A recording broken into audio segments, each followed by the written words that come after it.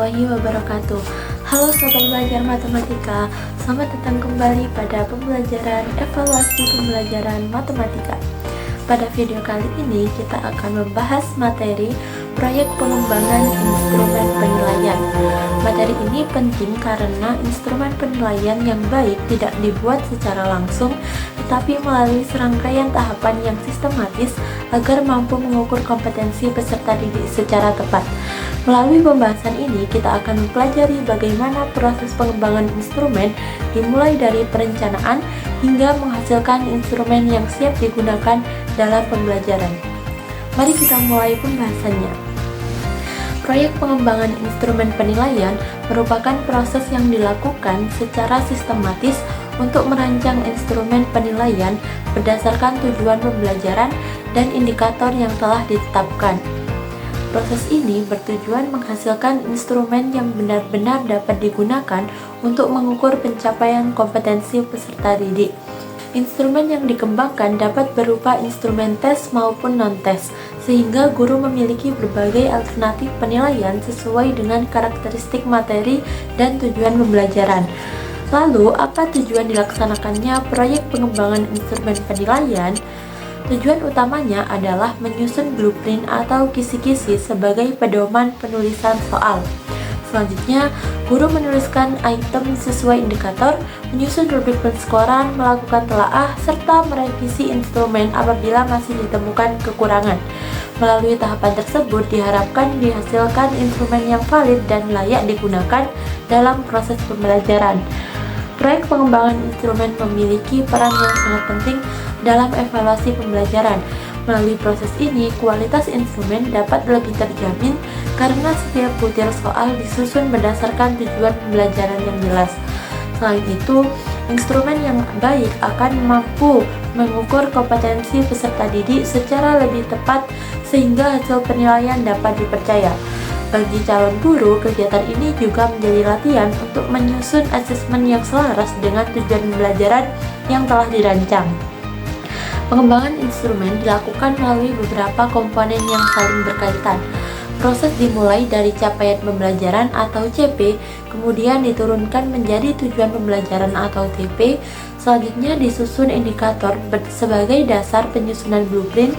Blueprint menjadi pedoman dalam menulis item soal, menyusun rubrik, melakukan telaah, dan revisi hingga akhirnya diperoleh instrumen final yang siap digunakan. Karena setiap tahap saling berkaitan, kesalahan pada tahap awal dapat memengaruhi kualitas instrumen secara keseluruhan.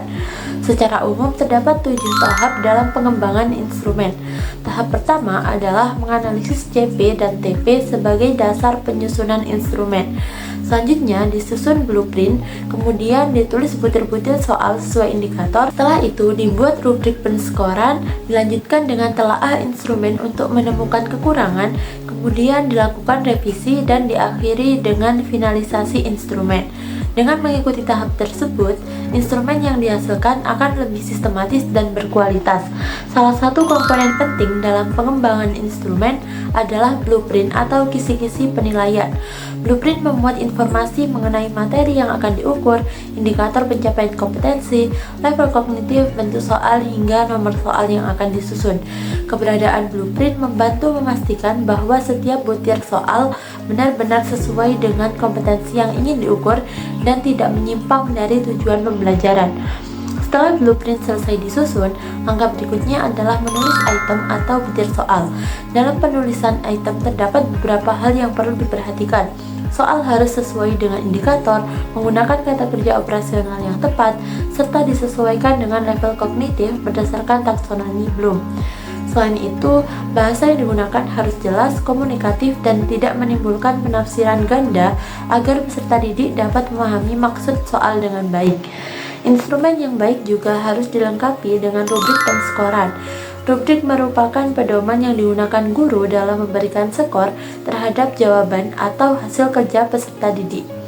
Di dalam rubrik terdapat aspek yang dinilai, kriteria penilaian, skor, serta deskripsi pencapaian pada setiap tingkat kemampuan. Dengan adanya rubrik, proses penilaian menjadi lebih objektif, konsisten, dan adil bagi seluruh peserta didik. Sebelum digunakan, instrumen perlu melalui proses telaah. Telaah dilakukan untuk memastikan bahwa materi yang diukur telah sesuai, konstruksi soal sudah baik, bahasa mudah dipahami, indikator telah tercermin dalam soal, serta level kognitif sesuai dengan tujuan pembelajaran. Apabila masih ditemukan kekurangan, maka dilakukan revisi hingga instrumen benar-benar siap digunakan. Tahap ini sangat penting untuk meningkatkan kualitas instrumen sebelum diterapkan kepada peserta didik. Hasil akhir dari proyek pengembangan instrumen bukan hanya berupa soal. Produk yang dihasilkan meliputi blueprint penilaian, instrumen tes maupun non-tes, kunci jawaban, rubrik penskoran, lembar penilaian, hasil telaah, serta instrumen yang telah direvisi. Semua komponen tersebut saling melengkapi sehingga membentuk satu paket instrumen penilaian yang siap digunakan dalam pembelajaran. Sebagai contoh, pada materi sistem persamaan linear dua variabel, tujuan pembelajaran dapat berupa kemampuan peserta didik untuk menganalisis penyelesaian SPLDV. Kata kerja operasional yang digunakan adalah menganalisis sehingga berada pada level kognitif C4. Bentuk soal yang sesuai adalah soal uraian berbasis HOT, sedangkan rubrik penilaian difokuskan pada ketepatan konsep dan langkah penyelesaian yang dilakukan peserta didik. Contoh ini menunjukkan bahwa setiap komponen dalam pengembangan instrumen saling berkaitan satu sama lain. Instrumen penilaian yang baik memiliki beberapa kriteria penting. Instrumen harus valid, sehingga benar-benar mengukur kompetensi yang ingin dinilai. Selain itu, instrumen juga harus reliable, yaitu memberikan hasil yang konsisten apabila digunakan pada kondisi yang sama. Instrumen juga perlu bersifat objektif, praktis digunakan, ekonomis dalam pelaksanaannya, serta adil bagi seluruh peserta didik tanpa membedakan latar belakang mereka. Dalam praktiknya, pengembangan instrumen sering menghadapi beberapa kendala, misalnya indikator yang belum dirumuskan dengan jelas, penggunaan kata kerja operasional yang kurang tepat, blueprint yang belum lengkap, soal yang belum sesuai indikator, rubrik yang kurang rinci, maupun penggunaan bahasa yang ambigu. Untuk mengatasi hal tersebut, instrumen perlu melalui proses validasi, diskusi, atau peer review, serta revisi berdasarkan masukan yang diperoleh. Dengan demikian, kualitas instrumen dapat terus ditingkatkan sebelum digunakan dalam pembelajaran. Berdasarkan pembahasan yang telah dipelajari, dapat disimpulkan bahwa proyek pengembangan instrumen penilaian merupakan proses yang dilakukan secara sistematis mulai dari analisis tujuan pembelajaran hingga menghasilkan instrumen final yang siap digunakan.